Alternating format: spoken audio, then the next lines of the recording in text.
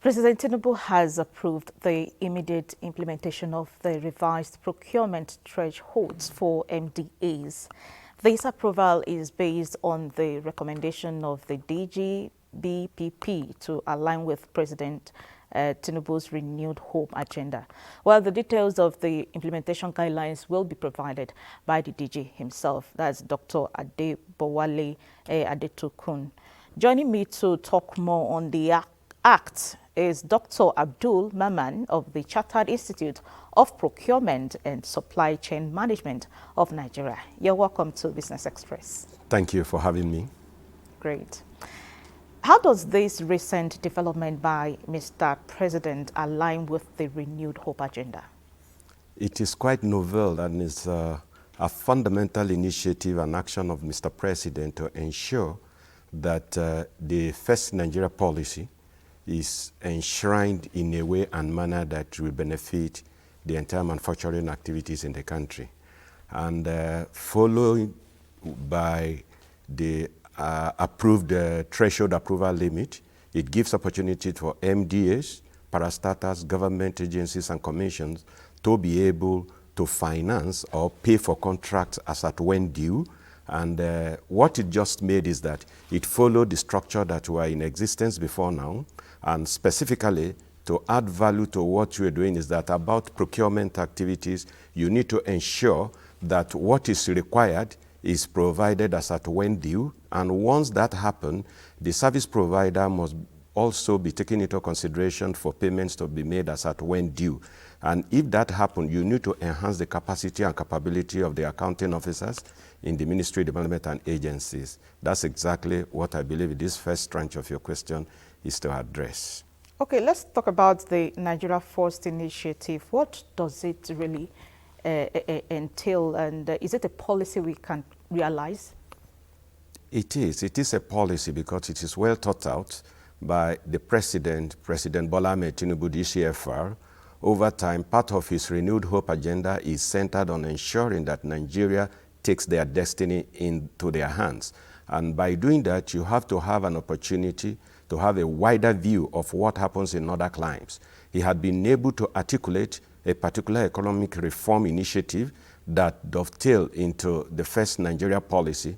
The First Nigeria policy has its spread objectives that are tied to, one, issues that has to do with economic development, and which means that there must be an opportunity for Nigerians to be able to showcase their capacity and capability in manufacturing activities locally and not to depend, again, much more on importation. So, which means ban on importation. The social aspect of it is this, that infrastructure development is very, very key. Infrastructure development will enable Nigerians who are into business to be able to move their products and their items, whatever it may be, from point A to point B with clear-cut manifestation of what is required to stabilize an economy. Then they can touch every aspect of the country to make it a realizable objective of the Mr. President. The third flank has to do with security, where people, because it is usually said that an idle mind is a mind workshop, it's a devil's workshop or something thereabout. So as a result of this, they have clinical understanding, because churning out this particular policy is to ensure that Nigerians are engaged. And once you are engaged, you'll be able to prove your capacity and capability in making things available that will also service the country as a whole. And that is exactly the flanks upon which this particular initiative is brought in, and most sincerely and last has to do with transfer of technology as well as skills. And on the issue of transfer of technology, you steal technology by making sure that you understudy what is available and convincingly translate it into what you have the capacity and realizable extent through strategies to identify what really matters and how well you will be able to convert it to be yours and own that particular production. And once you are able to do that, you can continually from time to time be developing extra capacity to continue to sustain that particular production line. And Nigeria is blessed with a lot of gifts of nature, and we all have it. And the only thing is that how can we harness the possibility of bringing them to bear? And by so doing, that is what the President, Bola Ahmed Tinubu, who had taken a lot of initiatives since he assumed office to make sure that this is a success. And this will definitely engage a lot of Nigerians to be able to put forward what they have the capacity, the competence, the understanding to make available for Nigerians to benefit from. A very wonderful policy, I must say. But do you think Nigerians are ready? Yes, what has to be done is this. I quite understand the angle we are looking at, because over time there have been several policies. Nigeria does not lack policy, but implementation becomes the problem that we have faced over time. Implementation of policies would have engendered good practice and ensure that at the end of the day, we will have been able to realize the set goals and objectives of government.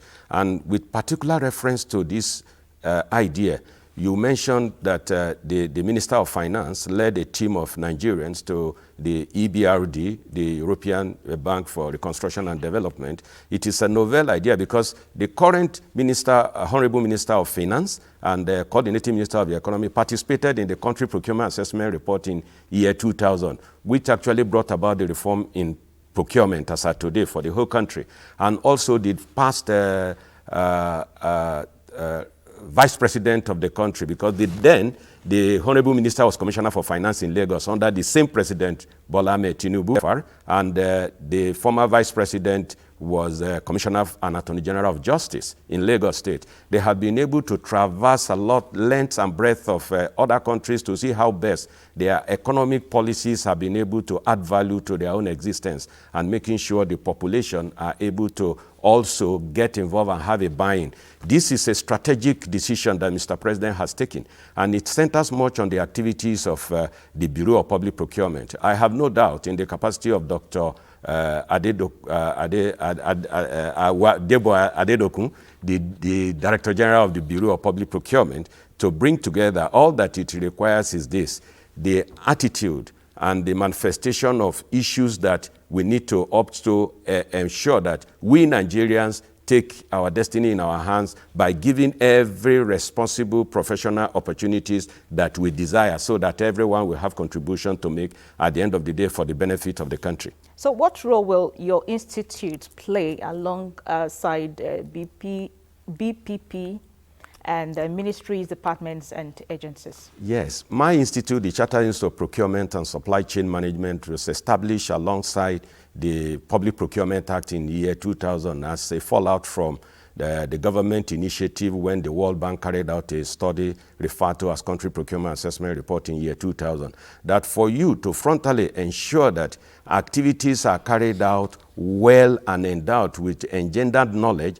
you have to ensure you make use of professionals in this field of endeavor, which means the procurement professionals. And by having procurement professionals, it ensures that there are people who have been tested and have been able to ensure that the commonalities of requirements as with regards to procurement, because procurement is a process of acquisition.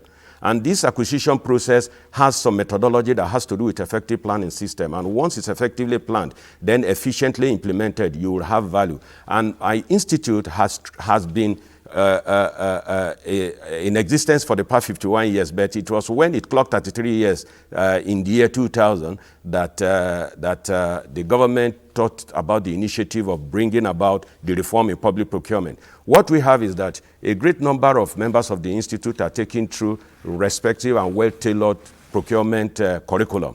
And it involves, I'm happy to tell you also that in the curriculum, we train people on entrepreneurship development in Nigeria, as well as international procurement management, also international business, because these are the fulcrums upon which activities, be it local or international, revolves. And when you have that, you only need to have plugs, and plugs them where it requires to be able to assist. Because what happens abroad is similar to what happens in our own country, but we need to localize it to fit and ensure that the government realize value at the end of the day. Within the value chain, you distill every necessary information regarding to capacity, capability, and which we do in liaison with the Bureau of Public Procurement. That's why I'm calling on the DG of the Bureau of Public Procurement, that he has a lot of job cuts out for that office. And you have to understand that we come together as an institute to be able to run this particular initiative of Mr. President for the benefit of Nigerians, because we Nigerians own Nigerians. And as a result of that, we should be able to ensure that we support the government to realize our set goals and objectives. Well, I must say a very big thank you to you, Dr. Abdul Mamad, for sharing your thoughts with us. this afternoon.